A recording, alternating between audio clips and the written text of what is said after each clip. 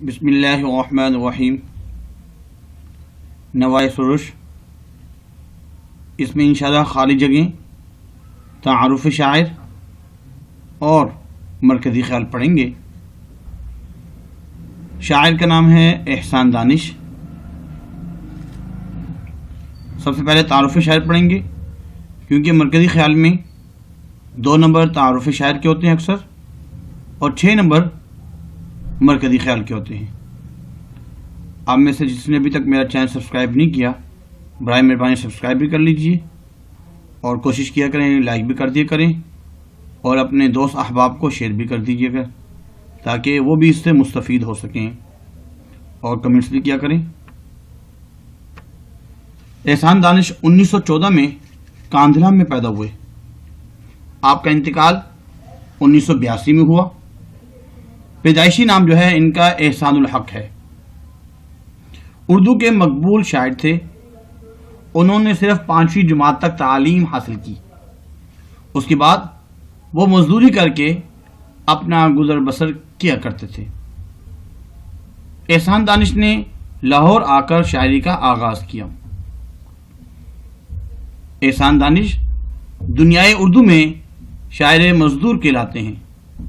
ان کی شاعری میں نرمی، شائستگی اور سوز و گداز کی کیفیت پائی جاتی ہے۔ احسان دانش بنیادی طور پر نظم کے شاعر ہیں، جبکہ ان کی غزلیں بھی ایک خاص مزاج رکھتی ہیں۔ مزدوروں، کسانوں اور غریب طبقے سے ہمدردی ان کی شاعری کا خاص موضوع ہے۔ جب آدمی کے حال پہ آتی ہے مفلسی، کس کس طرح سے اس کو ستاتی ہے مفلسی۔ تصانیف: نوائے کارگر، چراغاں، آتش خاموش، بادنوں اور زخم و مرہم آپ کے کلام کے مجموعے ہیں۔ جہاں دانش کے نام سے آپ نے اپنی سوانح عمری لکھی۔ مرکزی خیال: احسان دانش قوم کی تعمیر و ترقی کے بارے میں فرما رہے ہیں کہ آج اس ملک کی تعمیر و ترقی میں بھی آپ ہی کو سب سے اہم کردار ادا کرنا ہوگا، یعنی ہم سب کو اہم کردار ادا کرنا ہوگا۔ مزید احسان دانش فرماتے ہیں کہ آپ ہی دنیا کے سامنے اپنے ملک و قوم کی شناخت ہیں، پہچان ہیں۔ آپ ہی کو اپنی قوم میں دوبارہ اس کی عظمت اور حیثیت کے احساس کو اجاگر کرنا ہے۔ آپ اپنے بزرگوں کی امید ہیں، جنہوں نے بہت ہی کوششوں سے پاکستان کو وجود میں لایا۔ اپنے بعد آنے والی نسل کے لیے ایک مثالی نمونہ ہو۔ اپنی زندگی کے ہر لمحے کو اس احساس کے ساتھ گزاریے۔ کوئی مشکل نہیں، کوئی وجہ نہیں کہ آپ کے بزرگوں کی رہنمائی اور آپ کی محنت کے نتیجے میں اللہ تعالی ہمیں دوبارہ اس مقام پہ پہنچا دے جو ہم کھو بیٹھے ہیں۔ لہذا فتح کی امید رکھو اور اپنے قدم آگے سے آگے بڑھاتے چلو۔ اس کے بعد کثیر الانتخابی سوالات۔ گھاٹ پر اترنا، اصل میں اس کا آنسر ہے ساحل پر پہنچنا، کیونکہ اس کا شعر نمبر 5 جو ہے، سفینہ غرق ہو یا کوئی گھاٹ پر اترے، تو سفینہ کشتی کو کہا جاتا ہے، یعنی کشتی اگر غرق ہو رہی ہے، ڈوب رہی ہے، یا وہ اپنی منزل میں، وہ مقام جہاں سے کشتی پر سوار ہوں یا اتر رہے ہوں، جو منزل ہے، تو یہاں پہ ساحل پر پہنچنا۔ اوصاف بلند خوانی میں وصف بھی شامل ہے، یعنی کہ جب اردو کی ریڈنگ کی جا رہی ہو بلند آواز سے، تو اس میں ایک صفت جو ہے وہ صحت تلفظ، کہ انسان کا تلفظ جو ہے وہ صحیح ہو۔ لفظ علم کی جمع ہے اعلام، جھنڈے کو کہا جاتا ہے۔ تیز گام سے شاعر کی مراد تیز قدم والے۔ بجا بجا کہ اندھیرا ہے شاہراہوں میں، اس مصرے میں مناسب رمز وقف آئے گی، تو اس میں وقفہ۔ اس کے بعد مختصر نظم پڑھیں گے. امید فتح رکھو اور علم اٹھائے اور چلو، اور علم اٹھائے چلو، عمل کے ساتھ مقدر کو آزمائے چلو. احسان دانش فرما رہے ہیں کہ انسان کو کبھی بھی امید کا دامن نہیں چھوڑنا چاہیے. اس کو فتح کی امید ہو، انسان مسلسل محنت کرتا رہے اور اپنی عمل ہی کے ساتھ اپنی تقدیر کو آزمائے، قسمت کو آزمائے. اور محنت و عمل کامیابی کی سیڑھی ہے.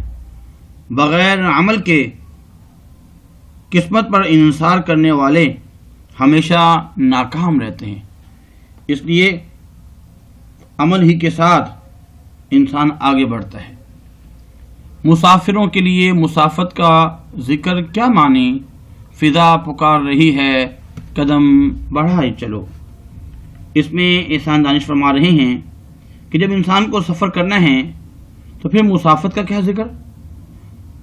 نا امیدی تو ہو ہی نہیں سکتی کہ اتنا بڑا سفر ہے، اتنا دور کا سفر ہے. اگر فاصلے ناپنے بیٹھ جائیں تو انسان کبھی بھی اپنی منزل تک پہنچ نہیں سکے گا. مسافروں کو ہمیشہ اپنی نظر منزل پر رکھنی چاہیے. سفر جیسا بھی ہو وہ اس کے لیے آسان ہو جاتا ہے. فضا پکار رہی ہے قدم بڑھائے چلو. بجا بجا کر اندھیرا ہے شاہراہوں میں، چراغ فکر جہاں تک جلے جلائے چلو.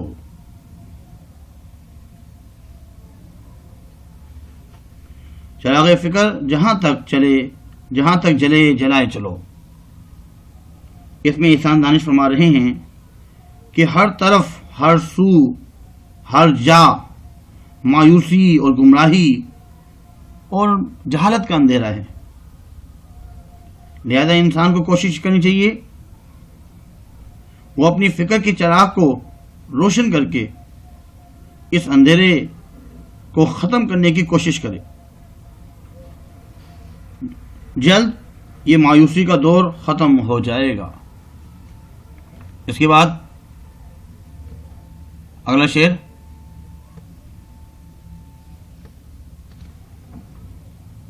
یہ دور آگ نہیں روشنی ہے منزل کی، قدم ملا کے بڑھو اور علم اٹھائے چلو. اس شعر میں فرما رہے ہیں کہ سفر کے دوران اکثر مشکل وقت بھی آتا ہے. شاعر لوگوں کو یہ حوصلہ دیتے ہیں کہ دور جو آگ نظر آ رہی ہے یہ در حقیقت منزل کی روشنی ہے.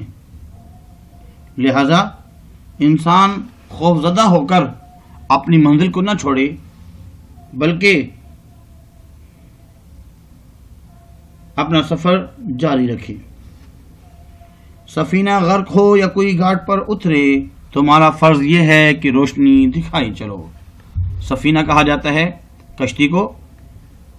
اگر کشتی جو ہے وہ غرق ہو رہی ہے، ڈوب رہی ہے، یا وہ اپنی منزل پر اتر رہی ہے، اپنی گھاٹ پر اتر رہی ہے،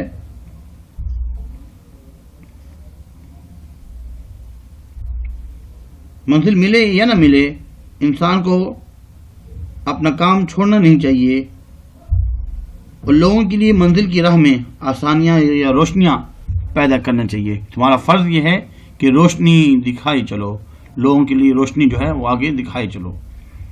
جو برق رو ہیں انہیں دو اصول ہمسفری، جو تیز گام نہیں ان کا دل بڑھائے چلو. اصول ہمسفری سے مراد ہے آداب سفر. جو بہت ہی تیز رفتار ہیں اور بجلی کی رفتار سے چلنے والے ہیں انہیں سفر کے آداب دو، سمجھاؤ. اور جو تیز گام نہیں اور جو تیز رفتار یا جلد قدم، تیز قدم رکھنے والے نہیں ہیں ان کا دل بڑھائے چلو، ان کو مزید ترغیب دو کہ وہ مزید آگے بڑھیں. انسان کو اکیلے منزل پر پہنچنا اور پہنچنے کی کوشش کرنا یہ کوئی کمال نہیں. کمال تو یہی ہے کہ انسان اپنے ساتھیوں کو لے کر آگے چلے، جو تیز چل رہے ہیں ان کو بھی ساتھ لے کے چلے، اور جو آہستہ چل رہے ہیں ان کو بھی اپنے ساتھ آگے بڑھائے۔ آخری شعر، نہیں ہے شاخ تراشی ہی شامل دانش، روش روش پہ نئے پھول بھی کھلائے چلو۔ اس شعر میں احسان دانش فرما رہے ہیں کہ گلستان کو سجانے کے لیے، شاخوں کو تراشنے کے لیے کے ساتھ ساتھ نئے پھولوں کے کھلنے میں کردار ادا کرنا بھی بہت ہی بامعنی ہے اور بہت ہی اہمیت کا حامل ہے۔ تمام شاخوں کو اگر نہ کاٹا جائے اور تو وہ ناکارہ سمجھ کر کاٹ دیا جائے تو نئے پھول نہیں کھل سکیں گے، اس لیے جو ناکارہ ہوں اس کو کاٹ دیا جائے تاکہ نئے پھول کھلیں۔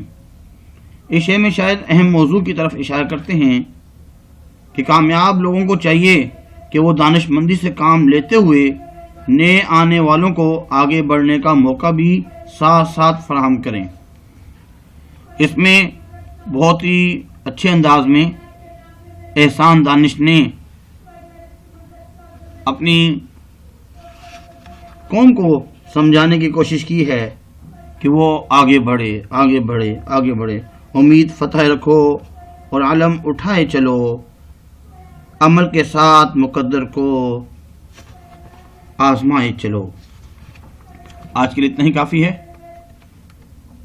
اور جو ہے دعاؤں کی درخواست، اللہ تعالی عمل کرنے کی توفیق عطا فرمائے۔ وما علینا الا البلاغ المبین۔ جزاکم اللہ خیر۔ ڈسکرپشن میں بھی بہت سے لنکس موجود ہیں، اس سے بھی مدد حاصل کی جا سکتی ہے۔ اللہ حافظ۔